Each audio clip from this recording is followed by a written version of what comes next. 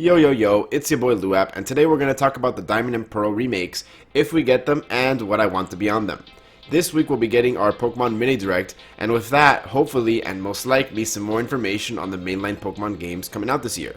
I'm recording this on February 24th, and the Direct should be out on the 25th, or maybe the 27th, so that should be interesting to see how far or how close I was to the actual news. As always, follow me on Twitter if you want to discuss the contents of the trailer, and be sure to subscribe and turn on notifications. With that being said, let's discuss the top 5 things I want to see in Diamond and Pearl remakes.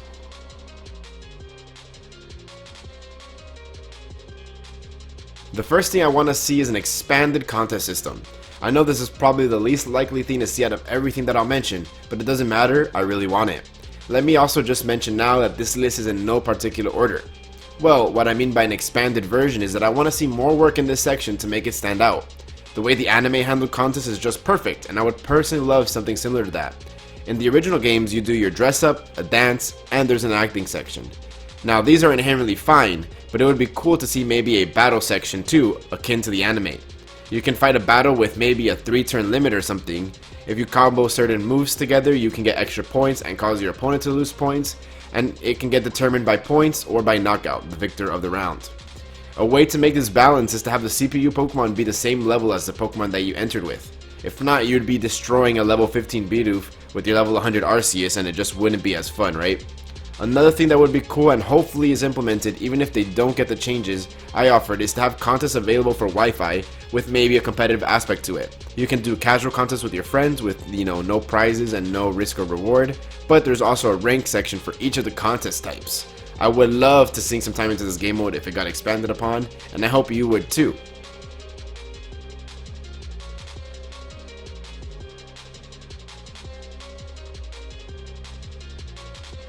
Oh, the Underground. This is just another good story with my brother. Staying up to like midnight when we were supposed to be in bed at 10 PM, just stealing each other's flags to get all the boulders removed and decorating our secret bases. We'd have the DS stashed underneath our pillows with, of course, our peanut butter and jelly sandwich in there for good keeping, and hurry off to bed. We'd say, bye bye dad, bye bye mom, we're gonna go to sleep.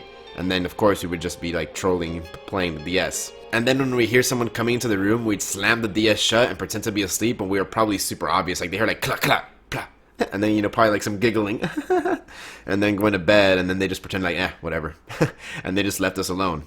Those were good times. Well, I'd like to see something expanded upon it, of course. Perhaps kind of having it open with online capabilities like in the wild area. You can see other trainers mining and falling for traps. This could also be super annoying, and you can look at other people's bases, steal their flags.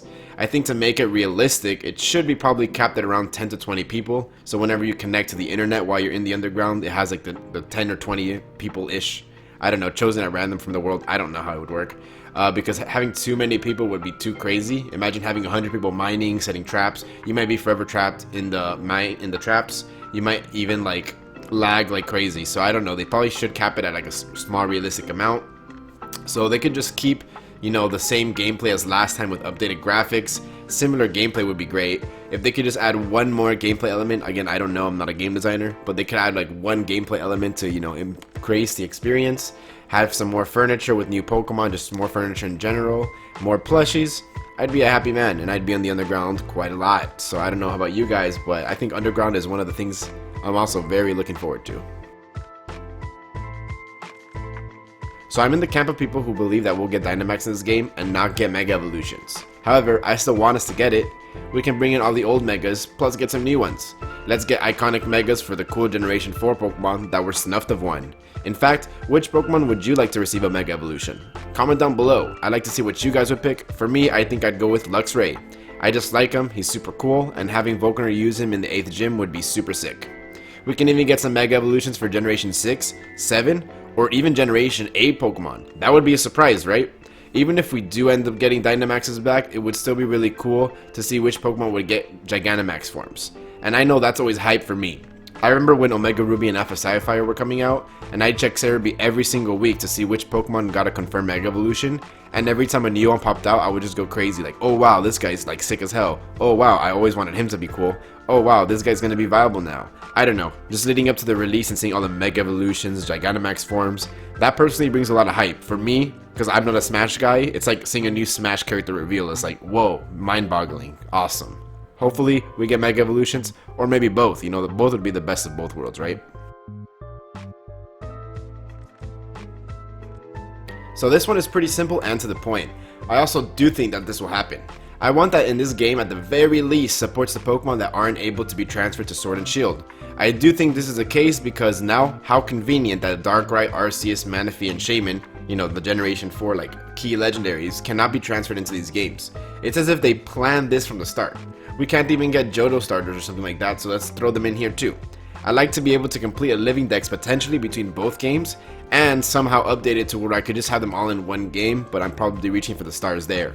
Maybe I'm being selfish because I just don't want to spend $20 a year on Pokemon Home. I just personally think that's outrageous just to hold your Pokemon, but maybe I'm crazy. Let's get that cheaper. You know, that's just a little tiny wish list, but let's at least have it between Diamond and Pearl remakes and Sword and Shield. Between both of them, they have every single Pokemon available, and you know, all the new generation of kids can have all the Pokemon at one time.